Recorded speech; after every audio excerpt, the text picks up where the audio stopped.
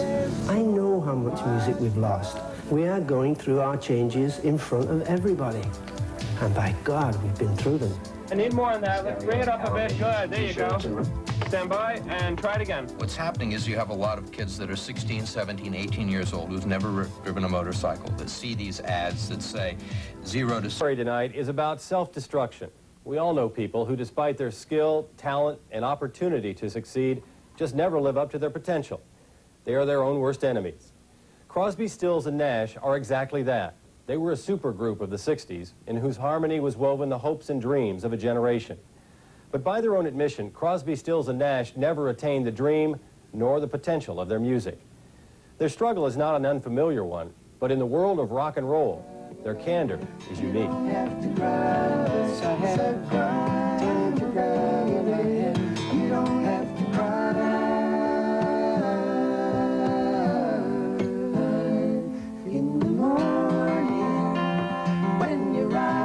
Nash, a poor kid from England, was determined to stay out of the local foundry where his father worked. He was once perceived as the least gifted. Now he's the group's driving force.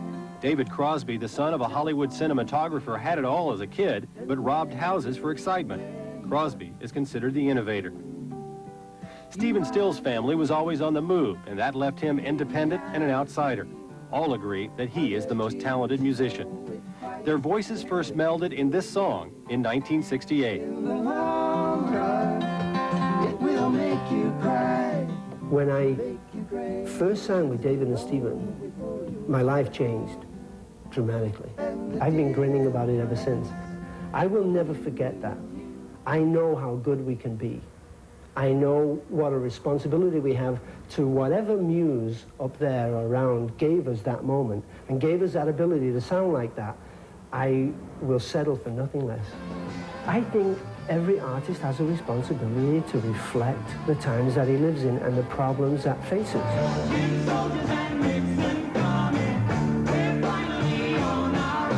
In the 1960s and early 70s, Crosby, Stills, and Nash not only reflected the times, they were part of them, acting as troubadours, carrying the news to a troubled generation.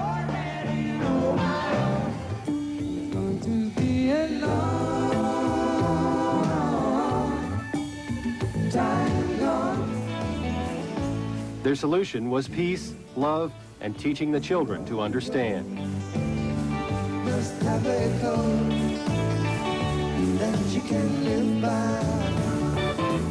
But this peaceful world of happiness and equality, which flowed from their harmony, was something they could never find off stage. Instead, there have been years of turmoil and overblown egos. Stephen has never thought that we were equal. For many years, I thought that me and David were treated as Stephen's backup singers. You know, because that's the way Stephen treats us sometimes. But, you know, you can't do that with me and David, you know. So he has a hard job. You know, I know what he'd really like. He'd like us to shut up and just sing. That's been the friction. And he lost a lot. He lost a lot of friendship and he lost a lot of love. And that's the first time I've ever said that. And when he sees this, he'll probably be very upset.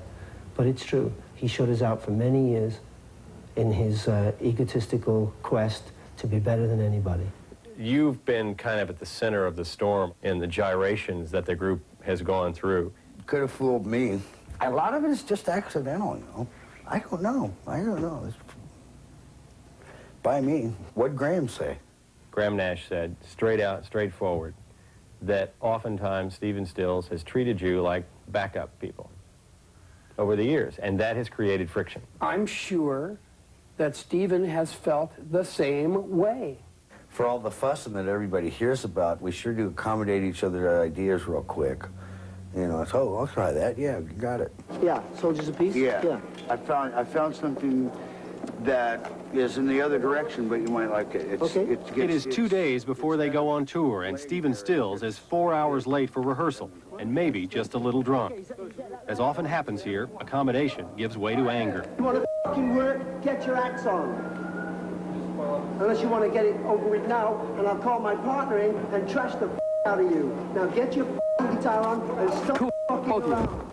I cannot sing a song with you if I hate your guts right now because you pissed me off about something you did. And we've never done that with ourselves. And consequently, it's only been 4 albums. It's a lot more music, and hopefully that we'll feel better with each other and we'll get it done. Hopefully. But Don't hold your breath. Many times before, they'd gone their separate ways, but each time they found they were far more successful together than they ever were apart. You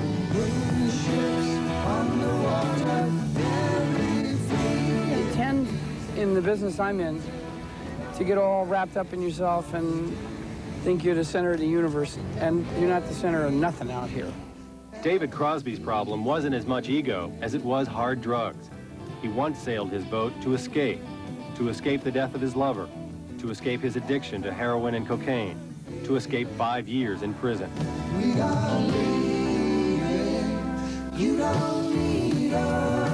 Finally, he turned himself in. That was the bottom. Then I kicked 2 drugs in solitary for a long time. I spent 4 months in solitary. Bad months. Horrible.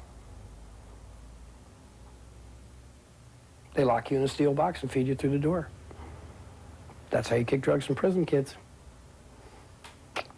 Check it out. It's not funny. If I had to choose between being an addict again and going back to prison for another year, take me. Crosby spent nearly a year in a Texas jail. He's now on probation for 4 years and has to submit to regular drug testing. His first gig out of prison was in a small club in Texas. He'd never before played on stage without drugs. What did your addiction do to Crosby, Stills, Nash? Nearly destroyed it. And also there was a constant worry that I would die from an overdose or from a seizure or from, you know, I almost did a number of times.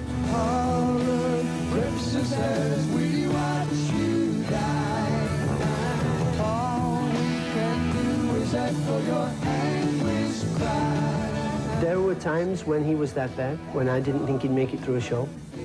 Yep. And I wondered, you know, in my insatiable quest for music, whether I had the right to demand one more song out of him, you know. I went through a lot of personal trauma about it all. You were trying at the time to get him off drugs. Mm-hmm. On the other hand, on performance day, you had to turn your head because you knew if he didn't have the drugs, he couldn't perform. He was your bread and butter. I mean, for the group. Yep. Right. It's a drag, isn't it? But you're right. There were times when we said, we're not going to go on tour. Then David would say, okay, then I'll go in and I'll be clean for the tour. And then David doesn't get clean. Now you're facing major lawsuits on a massive scale. You're talking millions of dollars. And then you go, now what do we do? But as his friend, what should I have done? Kept the music from him as well? My friendship, my love, and the music? I couldn't do it. I love music, man. I kept it real important. But anybody that tells you you can do it and do drugs, send them to me. I'll talk to them. It's just bull. You know, it's not true. it took you 20 years to figure that out. Yeah. It's the only terminal illness that tells you you're fine. If you have the guts to kick it, you will get everything you really wish you had.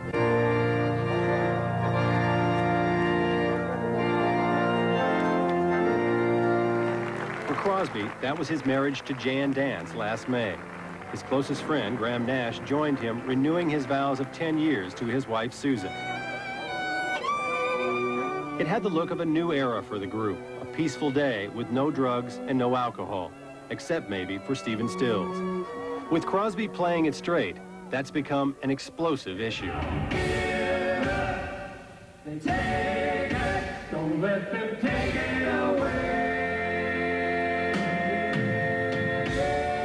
There are published reports that an album of exceptional music, some of which was unveiled in their successful summer tour, may now be in jeopardy because of new friction over Stills' alleged alcohol and drug use. Hey, Stills, you want to do this or you want us to do it without you? What? It's widely talked about What is? that Stephen has an alcohol problem, that he has a drug problem. What are you going to say next? Does that hurt the band? Sure. It's hurting it now? you know what? Me being straight hurts the band. Because Stephen doesn't like it. David, having had the courage to go right to the edge of death and come back, hurts the band because Stephen doesn't like that, because it threatens him, because Stephen knows that he may have to do the same, and Stephen doesn't know whether he can. I think he can. I mean, everybody says that, you know, everybody should quit drinking and everything, and I'm just, you know, I'm saying, no, man. You know, I really love fine wine and good scotch, and that's the end of that. And your background, I mean, you aren't exactly known as a teetotaler. I like to party, all right? Right.